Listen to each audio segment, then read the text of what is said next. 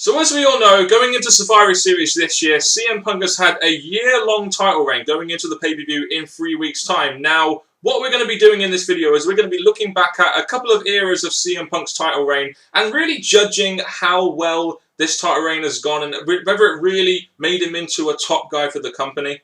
And that's the thing, because CM Punk being a character of the WWE that's been there a while, and he needs to be in a better place than where he has been for a few years, and has this year actually done that for him. Yeah, and we want you guys out there to comment down below what your thoughts are so far on the CM Punk title reign. Now, we're going to be discussing what I believe are 4 different eras of this CM Punk title reign. We're going to talk about the failure of the Summer of the Punk and the beginnings up until the Royal Rumble. We're then going to be talking about the Jericho feud, then the AJ Lee stuff which happened, and then we're going to talk about from Raw 1000 onwards, and then afterwards we're going to have a special section where we're going to be talking about the future of CM Punk's title reign and also our overall thoughts on it. So we hope you guys enjoy this one. Now, the first thing I do want to point out here is the year-long title reign is something you very, very rarely see in wrestling. Now, the one thing I've liked about CM Punk's title reign, if nothing else, is that it has brought some stability back to the belt. Because remember last year when they did all the hot shotting and all this, all the changing of the belts to Cena, to Del Rio, to Punk,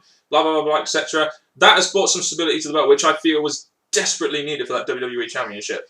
Well, with this championship being the top of the company, the thing that everyone's fighting for, the fact that it's been given to someone, they've tried to prove themselves the champ, it's something you're going to see on majority of the shows throughout the year. It's definitely done the goodness for the belt. And I guess my one issue, which I'll bring up here, is the fact that CM Punk has only main evented 3 pay-per-views since Survivor Series 2012. He main evented TLC, he main evented, I believe, Night of Champions, and then Hell in a Cell. For your WWE Champion, I guess this is the terrible thing. It shows you how much that company does revolve around Cena sometimes, essentially. 3 pay-per-view main events since Survivor Series 2012 when he won since Survivor Series 2011, sorry, when he won the belt. That has been a little bit of a disappointment in my opinion, especially if they tried to make him into a new star. So as much as we could say that using the belt throughout this year has been a really good thing, the fact that it's not main evented, not been the main focus of each pay-per-view, you could say Punk's title reign has not done it just in that sense, but we'll get more into it in this video. So like I said, leave your comment section below on what you think of Punk's title reign. Now we're going to go on to now the post-Summer of Punk and the beginning of CM Punk's title reign. So I think it's fair to say, NJ, that the Summer of Punk never really made CM Punk into a star, and I think there are many different reasons because of this. Now, WWE gave him the belt at Survivor Series 2011 because I think they thought to themselves, well, we've kind of messed up on this character, we've got to give him a WWE Championship because he's the most over guy there. I guess my issue comes with the Summer of Punk, I guess, when he jobbed at 11 straight pay-per-views, and that is just not a way to build a main event star. He beat Ray at Over the Limit, I believe. Then he beat Cena at Money in the Bank. Then all of a sudden, he's a main event guy. I'm not saying that's a bad thing. I'm just saying that if you're gonna build up a guy like CM Punk to possibly be a WWE champion down the line, then you kind of need to build him up first. And not to mention the booking that he got during the Summer of Punk, losing to Triple H and jobbing to Del Rio and ending SummerSlam, coming back too early, all that kind of shit. Just not a good way of really trying to make this guy a top priority in the company, in my opinion. Because that's the thing. I'm going to bring up the fact that then they brought CM Punk back from his injury, the thing that Orton put him through. He was brought back quite strong, and then it went up to this point where his future was clear. He was going to go for the gold.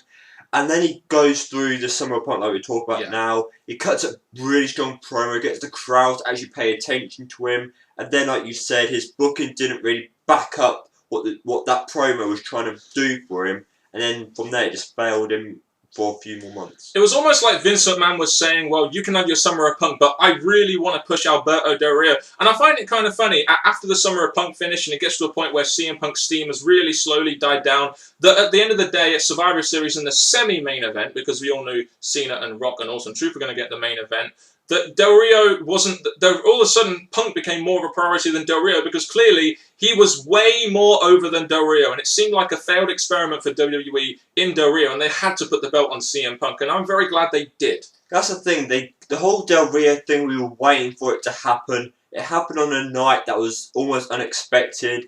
Punk going on for the title, and Punk getting the title was something that he needed, something that we wanted to see, because for many fans, people were behind Punk. People wanted to see Punk as the champion. So giving him the gold and then leaving Del Rio to sort the rest of his career out was the right choice for that moment in time. And they also, let's face it, needed a number 2 babyface on Raw. I mean, essentially, he was never going to go above John Cena, but they needed that number 2 babyface that could carry the championship whilst John Cena was going to be feuding with The Rock going into WrestleMania. And, I think, to be honest, at the time, CM Punk was going to do much better business for Vince because obviously he was way more over, and the decision to give him the belt was definitely a good one.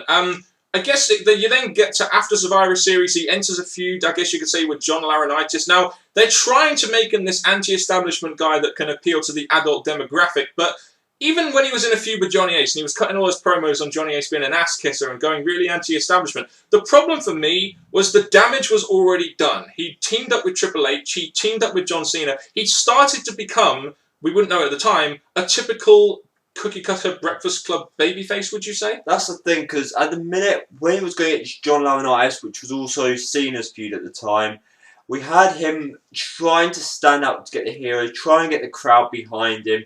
Yes, it kind of worked, but at the same time, as you said, the fact that the booking for him, the fact his title runs and stuff weren't the greatest, it really didn't feel like it was meant to be his time to go against the boss of the Raw. Yeah. And it kind of really didn't feel right. That's why I was hoping it would continue with Cena instead of bringing Punk involved.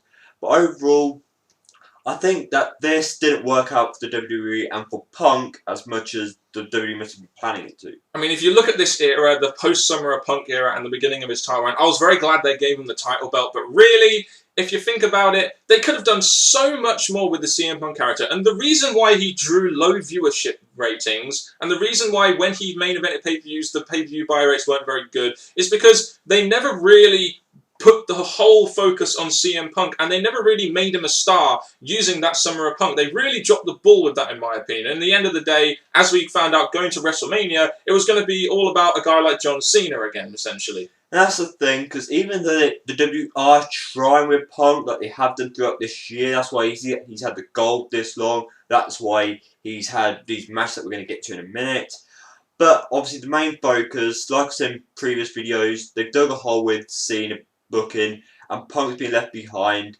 But at the same time, I'm glad they are doing this with Punk, trying to hope for the best. But at the end of the day, Cena's been overtopping him.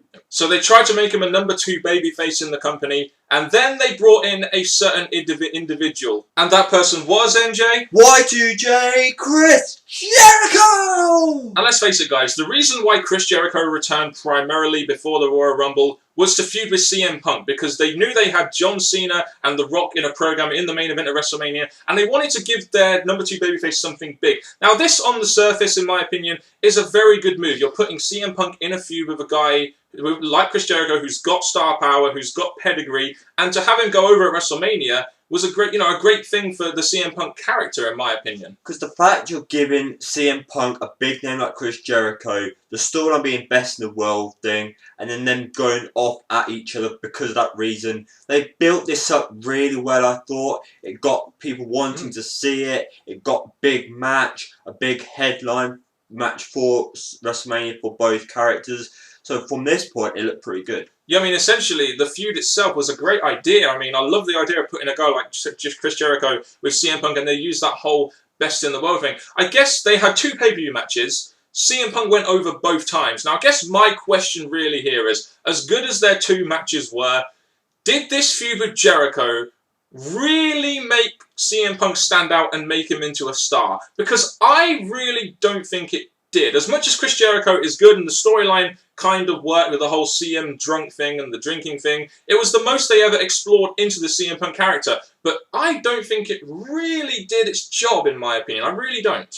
Even though out of CM Punk's 1-year title reign, even longer following what we're going to get to later, they did a good job by giving him like memorable matches. His matches with Chris Jericho were really good, both of them in fact, and the fact that they had the whole great mic work from Chris Jericho. Yes, Chris Jericho never beat him at a pay-per-view, which some people could bash, because then it all became about Punk.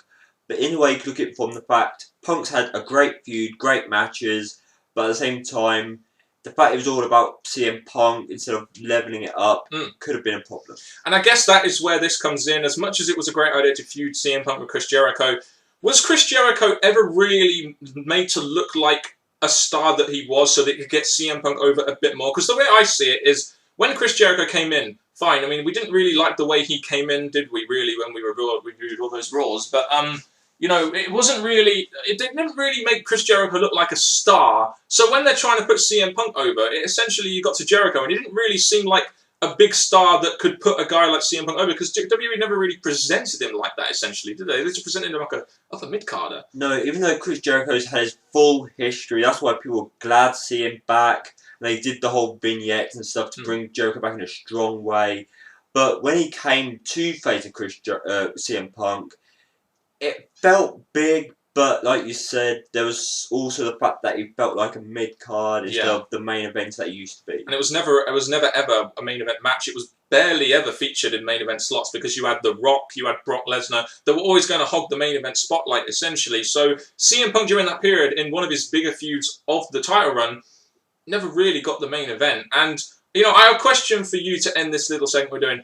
You know, the people out there, was this a defining feud for CM Punk? Did this make him into what we feel could be a star for the company? Because I, personally, really don't feel like it made him into a big deal. And you think that's a bit of a shame, because the thing I want to say is that with the name like Chris Jericho, you do expect him to like put people over, give people their defining matches, defining wins. You could say he did that, but I just feel that it was too much concentrating on more Punk than making a proper strong-ass feud. Yeah, indeed, and a strong-ass feud than what it was. We didn't really do essentially what I think it was designed to do, personally. Now we're going to move on to era number 3.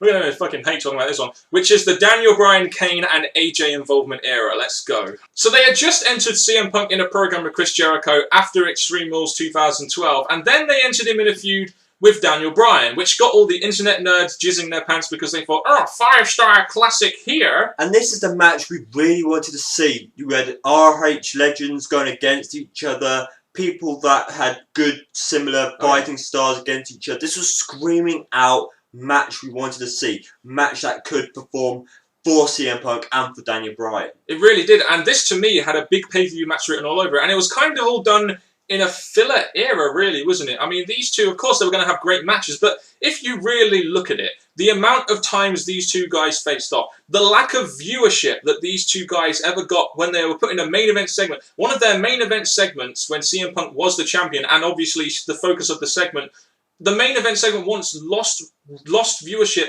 in the overrun, which is completely terrible. Now, they also brought Kane into there, and then they brought AJ Lee into there, and this, in my opinion, is where the CM Punk character went from about there to really down there. Mainly because all the focus was on AJ Lee, and then all of a sudden CM Punk's character just... If you compared the CM Punk in that storyline from the CM Punk in the Summer of Punk of 2011, there was a massive difference, and he just seemed like he became another version of John Cena, essentially, didn't he? And this became quite horrible, because at the time, the Daniel Bryan feud, fans wanted to see it. The fact the first few times they did it were for the wrong reasons. The pay-per-view matches, they were great matches, but then they kept on replaying them, and people just lost interest in the feud and the match.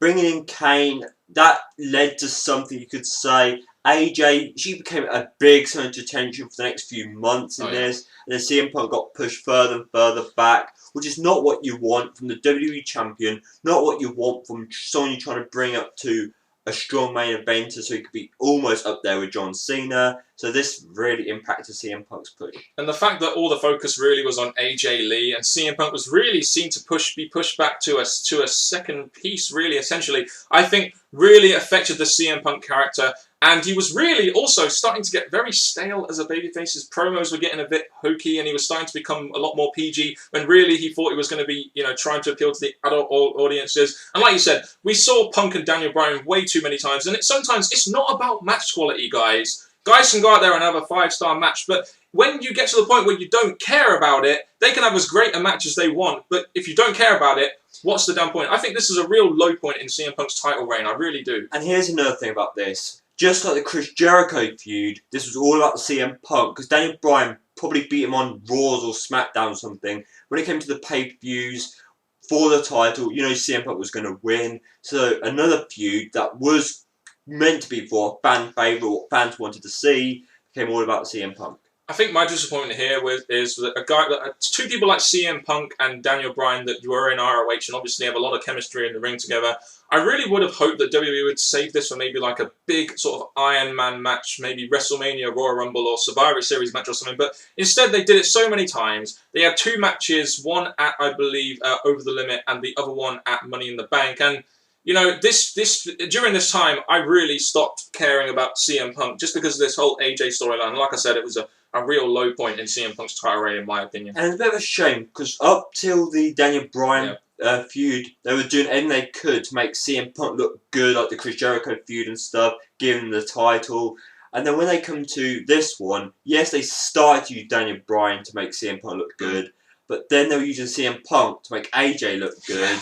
And it's just completely messed up the whole focus of CM Punk's future and build. Which essentially should have been, let's try and make CM Punk into another star. But there we go. So it really did seem at this point that CM Punk's run as a babyface was getting very stale, and we did need some kind of change. And this is where the fourth era comes in this CM Punk title reign video, and that is Raw 1000, the heel turn, and respect. So at Raw 1000, we saw AJ Lee and CM Punk go their separate ways. AJ Lee became the GM, Daniel Bryan became a yes man, and CM Punk essentially, you could say, started teasing a heel turn. Now, like we said at the end of the last segment, his babyface character was getting very stale, and I think at the time of Raw 1000, WWE really needed to put some focus on CM Punk, that he was going to be a top priority at the time. And the way they did this, with his match being in the main event, his heel turn being the big storyline with the involvement of The Rock at the Royal Rumble, was a nice way at the time to make him a massive focal point of WWE, which I think at the time was desperately needed. What I'm going to say is, even though, going back to the one we spoke about before,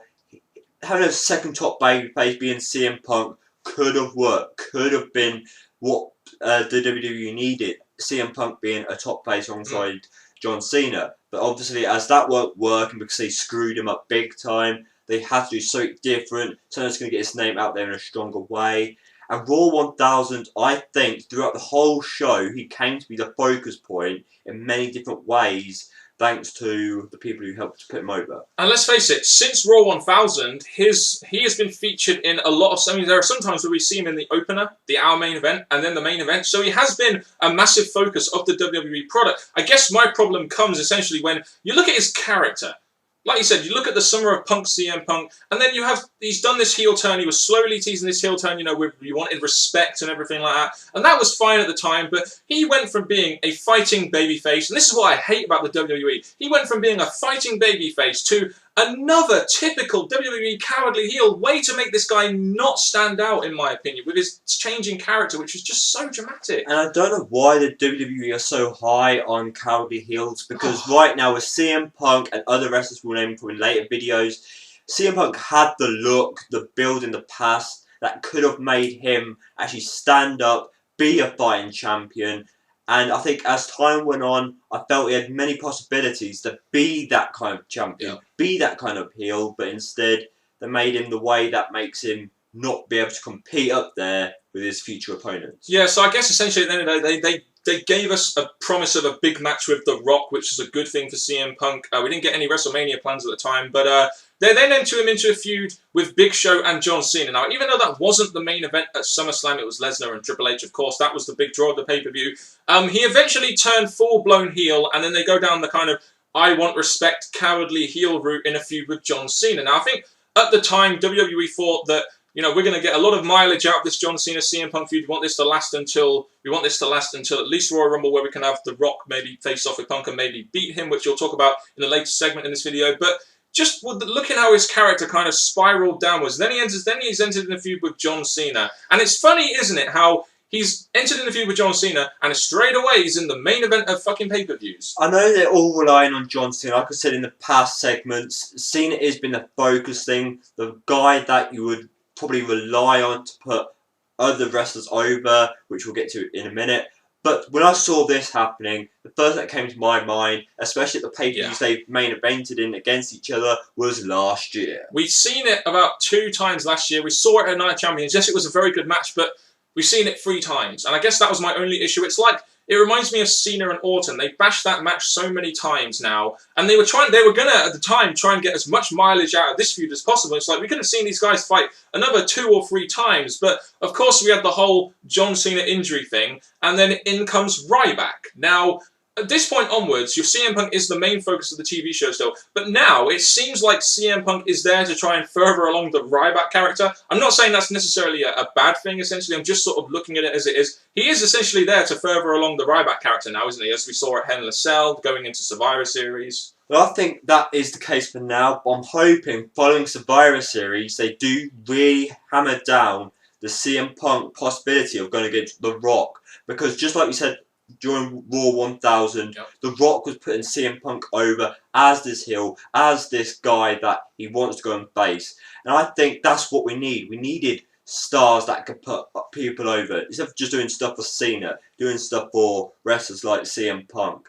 So I'm saying the way they're doing this is Ryback might be the focus right now, but the focus is they should continue, even though it's failing in the past segments that we spoke about, they should continue working on Punk. Yeah, so CM Punk's character has declined. He's, gone to a heel. It's changed a lot. Not necessarily declined, but the character has changed a lot. They've seen like they've got some big plans lined up for CM Punk. But the ultimate question, really, which we're going to discuss in the next era called The Future, is will it essentially, at the end of the day, all go back to John Cena? So we're going into Survivor Series 2012, and Punk is captaining his team against the team of Mick Foley, which is essentially...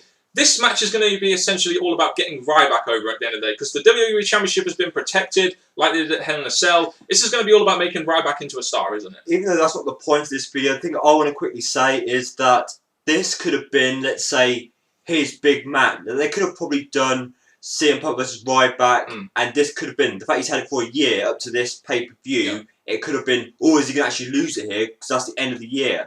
But, as you said, they're protecting him by not having it on the line. So CM Punk's long title reign is continued for over a year, thanks to WWE's booking of this pay-per-view. And yes, Ryback is going to be the focus now because of the series. I mean, let's say, with Bobby Roode and his longest title run in TNA, they made it a big deal to show you that he was going to break the record. Now, I think WWE could have took this opportunity to make a big deal out of the fact that CM Punk has had a year title reign, but they've done this Survivor Series thing, which I'm fine with. I just think that'll be all about Ryback. And then we go past Survivor Series now. It seems like they may be teasing a match with Mick Foley at TLC, possibly to hold him over until Royal Rumble. And this is what I was saying a bit earlier. It is a bit of a shame that, yes, anything to pull them away from Cena, that's one thing I'm happy about. Yeah. So if they could delay the Cena feud till later, then go for it. Mick Foley being another big name. They've had Mick Foley, they've had Chris Jericho, Danny Bryan could sort of count, and then The Rock. So they've had names to help CM Punk look good.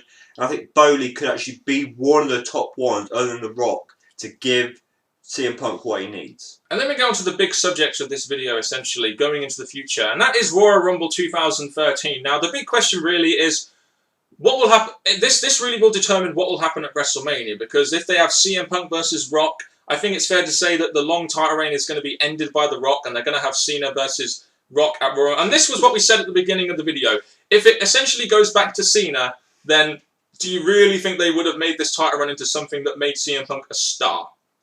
Well, I think they're trying to make CM Punk look like a star by putting him up against big names, having him beat the big names. But at the same time, the fact that Cena is always going to be their priority, and these wrestlers that will want to try and get up there are going to have their chance, but it's always going to come back to Cena. So even though I'm enjoying what's happening to Punk, I don't think it's going to last as long as it should. You would rather see Punk and Rock at WrestleMania? Oh, yes. Oh, so would I. But the only problem is the HNIC of WWE Vince McMahon would rather see Rock versus Cena 2 twice in a lifetime. And I think there are a lot of people out there who would rather see Punk in the main event. And this is what I mean. Essentially, at the end of the day, the title will go back to Rock, and then the title will go back to John Cena, and we're back at square one again. Now, the only way WWE can really fix this, in my opinion, is if they give Punk a big match going into WrestleMania as well. He'll still be second priority. We know that. We'd love the fact that CM Punk would actually be first priority, like the Survivor Series is in the main event. TLC, he'll probably be in the main event. But it would have been great if WWE gave him priority. But if they follow it up by giving him a big match with maybe an Undertaker or something like that at WrestleMania, then it could